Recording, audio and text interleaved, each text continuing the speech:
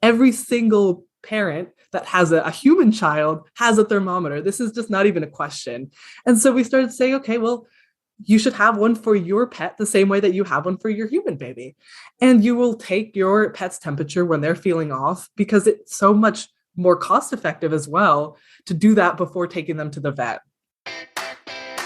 Hi, I'm Tori Mystic, and you're listening to the Wear, Wag, Repeat podcast, the only show dedicated to supporting women in all areas of the pet industry.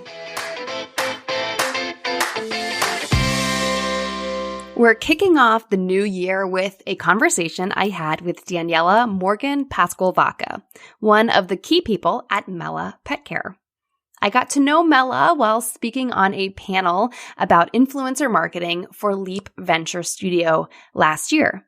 I also connected with the Mella team in person at Super Zoo in August. And I thought this interview would be the perfect conversation to share in January because Mella is all about making it easier to keep your pet healthy so you can stick with those New Year's resolutions.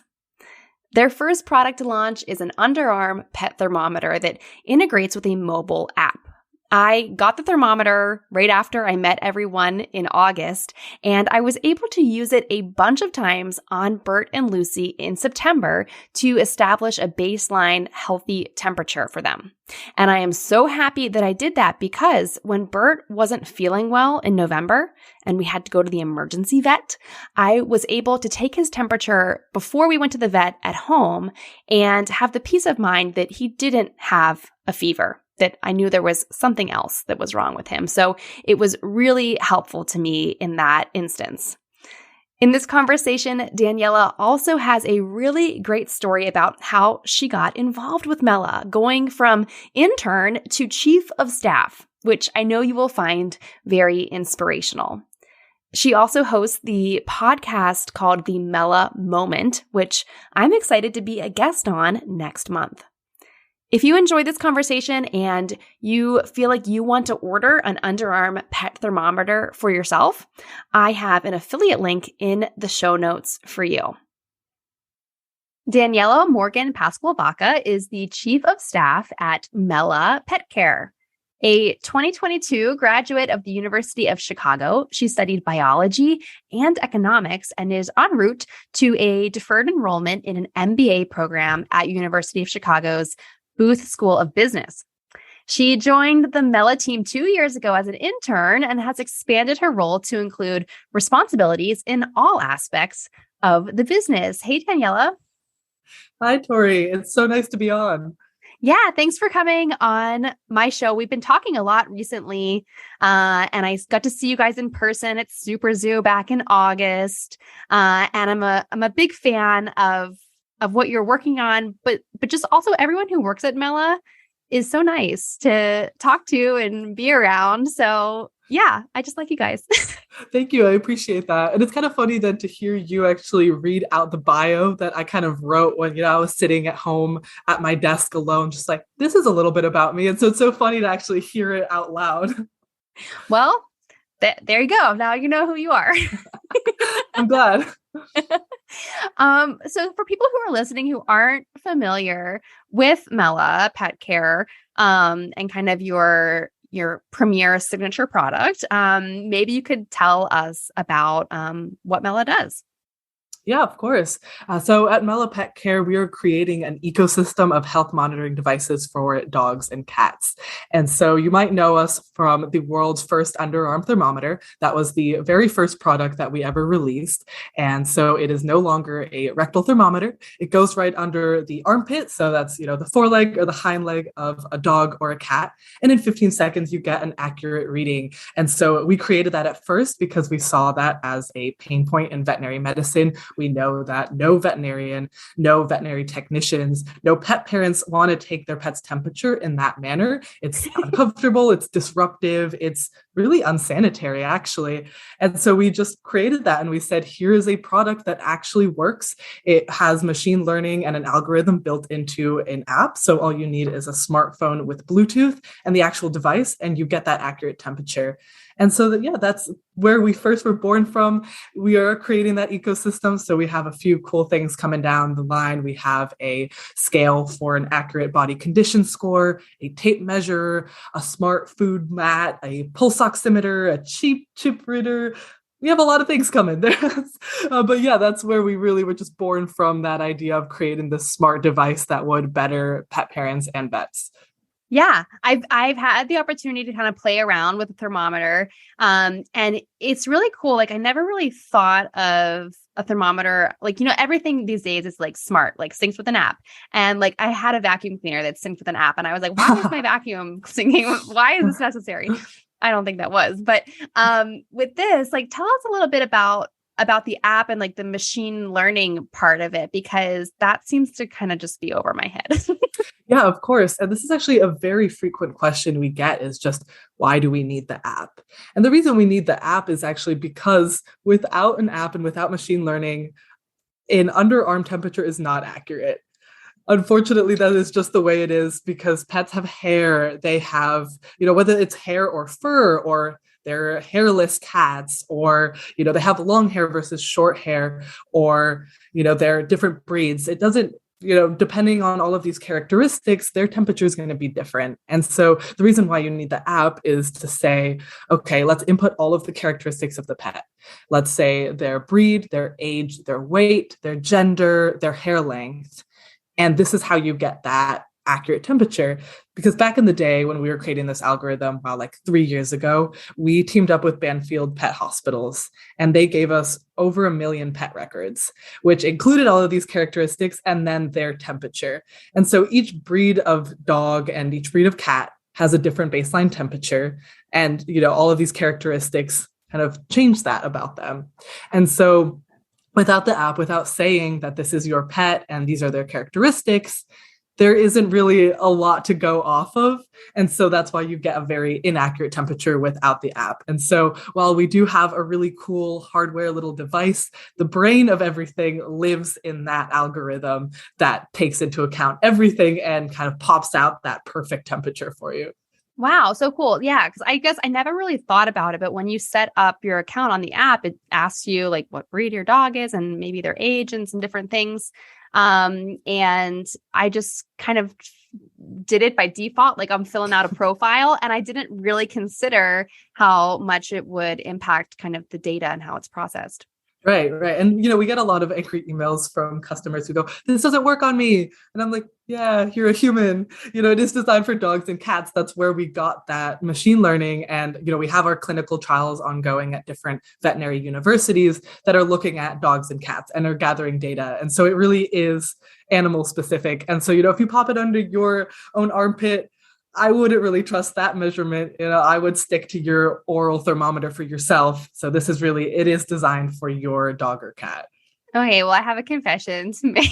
Oh no. You guys, like a month ago or back in September, I had COVID, and before I tested positive, I was kind of a little symptomatic, but I was testing negative, and my friend was like, you need to take your temperature and see if you have a fever. And my human thermometer under the tongue was out of batteries, and it had some special battery that I don't have at my house. And I was like, oh, I'm going to grab the Mella. And I stuck it under. I was like, oh, but which dog's profile am I going to put it under? But you can go and delete, I guess, records too. But yeah, I did use it to take my temperature, and it wasn't an elevated temperature. So yeah, I guess it wasn't very accurate, but I did use it in a pinch. That's okay. I'll let that slide, especially since you didn't have the special batteries. But if you notice that it was very inaccurate, that's probably why. Well, and another interesting thing I have noticed, even with my two dogs being the same breed, Lucy just runs hot. Like she's always hot. If she can go swimming in the snow in January, she will. Like she just loves to be in cold things because I think she's always hot. And Bert's the opposite. He is always kind of cold, and he likes to snuggle, and he likes to be under the blankets. And so in taking their temperatures, and I wanted to like build up like a baseline of data. So I was taking their temperatures like daily for a week or two. And Bert's was always just like a little bit lower than Lucy's, because I guess he just runs cooler. But I think that's probably why it's important to do it yourself frequently enough so you know what's normal and abnormal for your particular pet. Exactly. Because different breeds do have different baselines, so do individual pets. And so it is that you take it frequently. It doesn't have to be every day. This is not meant to be a chore, but even every week, every other week, every month, just getting an understanding of what normal means to your pet. And so, if your pet is just, it's a normal day, you haven't been spending time outside on an 100-degree day, or, you weren't out in the snow. If it's just a regular day, you can take their temperature and just, build up that back data of a baseline. And so then when your pet is feeling a little off, and you're like, okay, I wonder, why Lucy is so lethargic today, then you can take their temperature, and based on that old baseline, you can see if that deviates or not. So it really does kind of depend on your individual pet, which is why it's so important for each individual pet parent to have a thermometer and not just the vet. And so you can actually, take hold of your pet's health. Yeah, that's the perfect kind of segue to what I was just going to ask you was, what's the difference between marketing this to pet parents versus vets? Because I know you guys are selling to both kind of sides of the market. And what are the differences that you're seeing in those two approaches? Yeah, so it definitely is very, very, very different. We first launched the veterinary version of this thermometer, and the value proposition for vets just makes sense to them because they're already taking a rectal temperature. That's part of what they consider to be an important vital sign. And so you already have these pets that are coming into the vet clinic who, unfortunately, after 5 minutes of being there, already have something up their butt. It's very horrible. And so a lot of these vet clinics have just stopped taking temperatures altogether because they don't want to do that. Because as soon as you do that, you stress out the pet, you stress out the pet parent, you stress out the vet tech. And so the rest of the visit is just kind of spoiled from that moment. And so they just kind of nix that and they say, okay, we're not even going to try temperature, which is sad because it is a very important vital sign. It's necessary to know a pet's temperature going into the vet clinic. And so, we approached them and we said, okay, you're not doing this anymore, or you are and you're unhappy with the rectal temperature. Here's something that you can do that is underarm, so it's fast. They won't even notice. And with the Bluetooth, it'll send it back to their health record. And so regardless of the patient management system they use, it'll write directly without any errors. And so that was great. And so vets love it. Vets understand that. You can pick up the phone, you can cold call any vet, and they will know what you mean. The other side of things is the pet parents. And the pet parents are a little bit harder because, unfortunately, even though we are seeing this change in the way that pet parents take care of their pets and they are becoming a lot more proactive, there is still a lot of education that is missing there. And so the biggest question we always get is just, why does my pet even need a thermometer? This doesn't make any sense to a lot of pet parents. And, we were very taken aback at first because, we're pet people and we're in the pet industry. And so to us, it was obvious. And so when we had all of these pet parents that clearly did not think it was obvious, we were confused. And so we kind of had to take this step back and go, why do people not get it? What are we not getting? And so now it's just kind of this thing where we really market it as, okay, well, you have a thermometer for your human baby. Every single parent that has a human child has a thermometer. This is just not even a question. And so we started saying, okay, well, you should have one for your pet the same way that you have one for your human baby.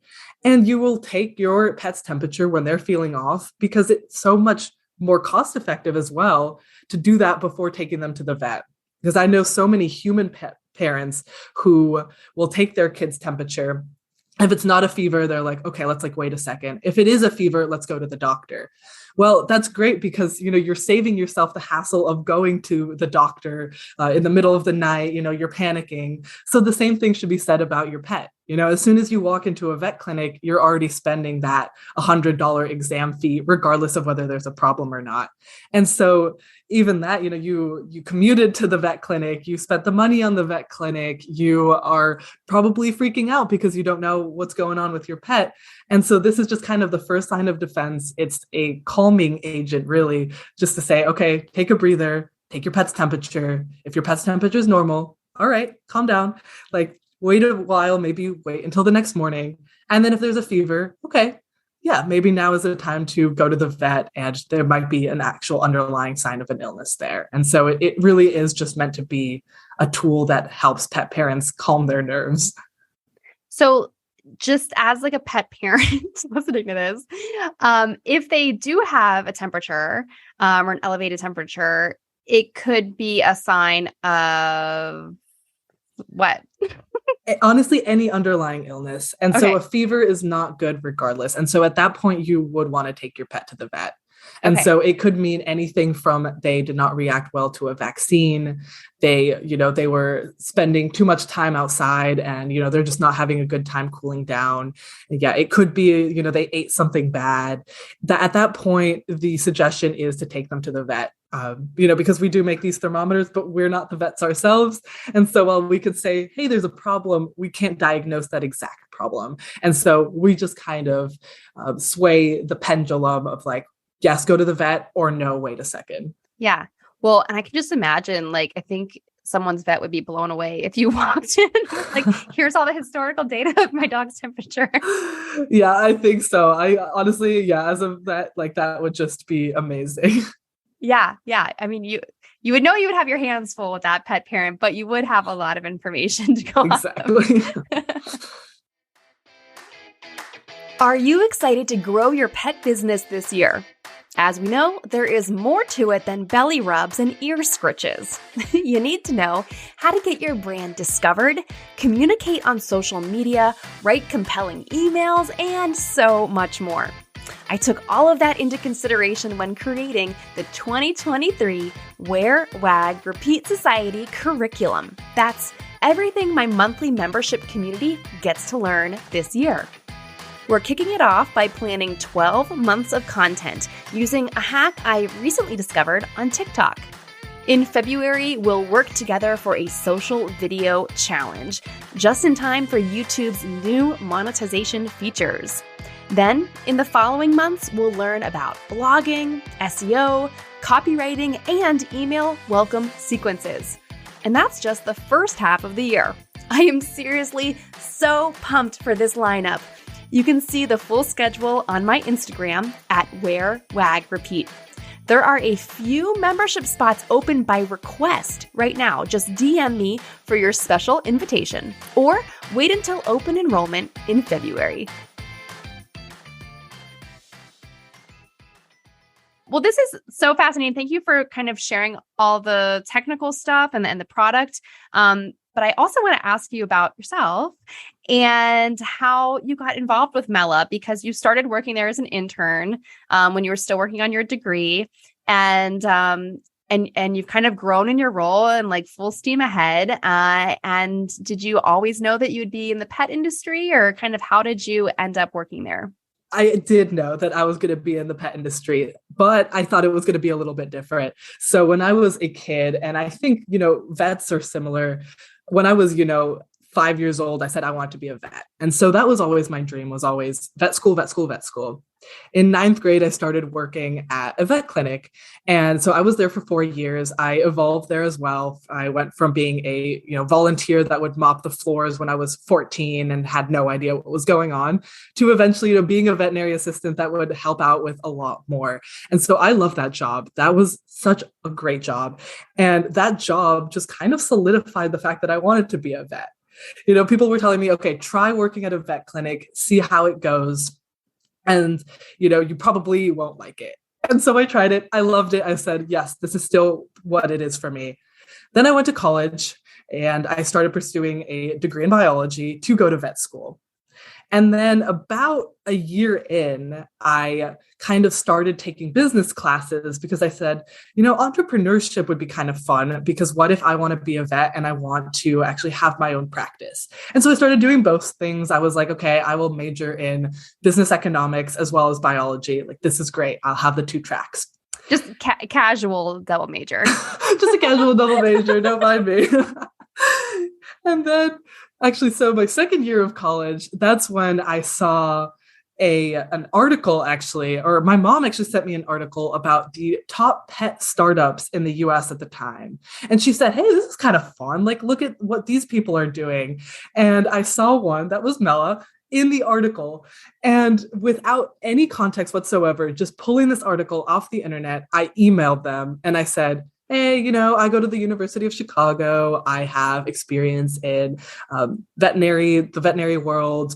And, I got some experience in econ.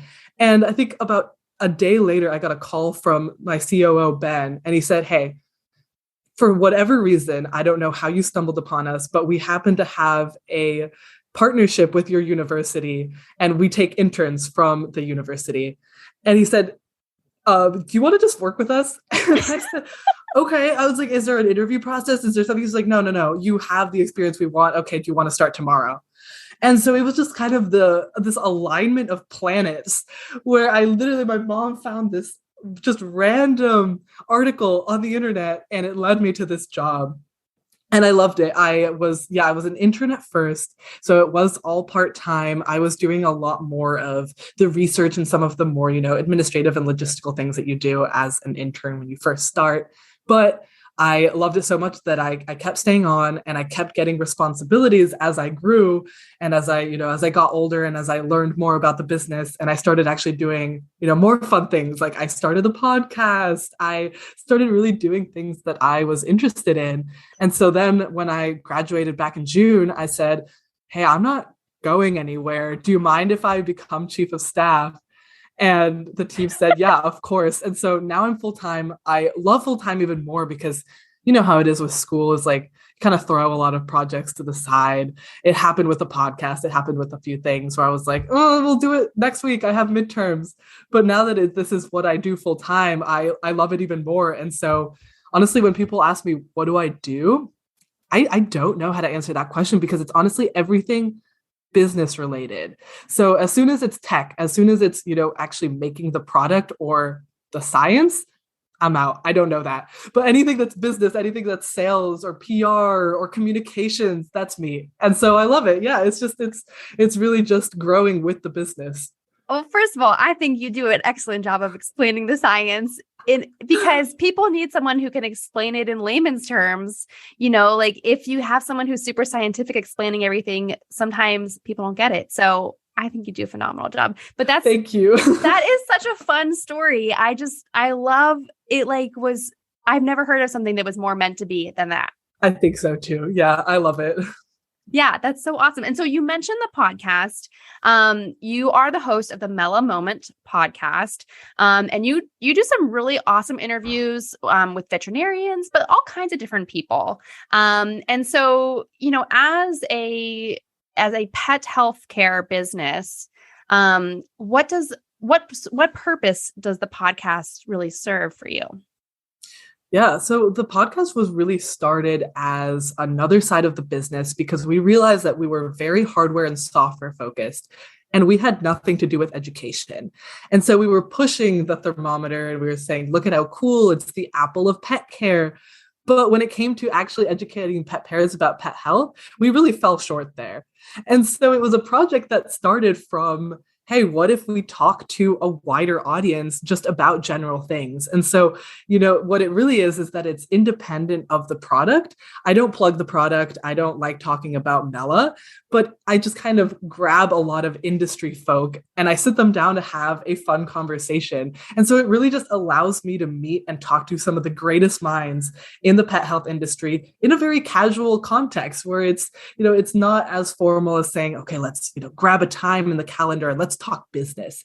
But it's like, okay, let's talk about you and what you do.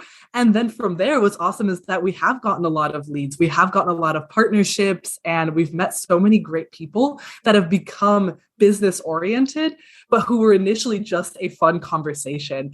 And so to me, it's really just for fun. We don't the podcast itself brings in no money, but it's time consuming, but in such a fun way. And so what it really is just about talking to people and spreading education about pet health. And so now we have the side of the business that is hardware and software focused. And then we have the side of the business that is educational. And so that's where the Mella Moment Pet Health podcast was really born from. Well, it makes sense because you said that kind of the pain point in selling to the pet parent market was that they were like, why do I even need to take my pet's temperature? So there is obviously a huge gap, not just in temperature, but all kinds of stuff. And so just anything that's kind of like raising the awareness of that, I think it will also, raise the interest in the types of products that you guys are making. Exactly. Yeah. We think it goes hand in hand pretty well. Paw and paw, you might say. Paw and paw, of course. Wow, what a missed paw opportunity. You can rely on me for the pet puns. So I actually love listening to your podcast, and I like it because it's just you have some really interesting people on and cover some really cool topics. And a lot of it, or not a lot of it, but some of it's techie, and so it's cool. So I wanted to ask you because you've done over 100 interviews, right? Or what number are you at? 78 came out yesterday. Oh, okay. But you've behind the scenes. Behind the scenes. Oh, okay. Yes. Have quite a large backlog. Yeah, I would say. Yeah, I know. Yeah, you've got a stockpile. So you've talked to a lot of people. Do you have a favorite one that stands out as being like super interesting or just your favorite conversation? Okay, so while I can't say it's my favorite because, you can't pick children as your favorite, the one that really came to mind, and it's actually cool because you did kind of briefly mention earlier about how we need people to kind of dumb down a lot of the science and make it easier for the general mind to understand. And so I thought about a conversation I had with Dr. David Howarth. This was episode number 73 that came out back in September. And the reason he stood out to me is because we had one of the most fascinating, perfect level of science conversations about cancer treatments in pets. And what I really love is that sometimes I do have podcasts where I don't know what's going on. And so I kind of follow a little bit more of a strict, question guideline because I don't know enough to come up with my own questions on the fly. And so that happens sometimes when it's a wider level conversation about something I just don't have a background in.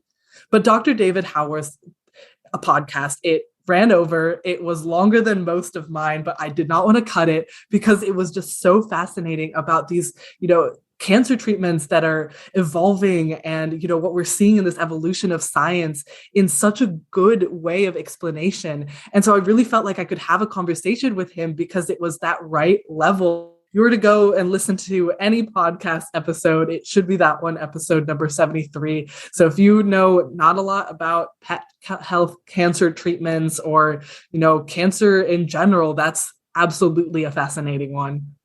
That's a great recommendation. And I think that is a topic that needs to be explained kind of in layman's terms because so many people are going through it. It's constantly evolving. I mean, what an interesting field.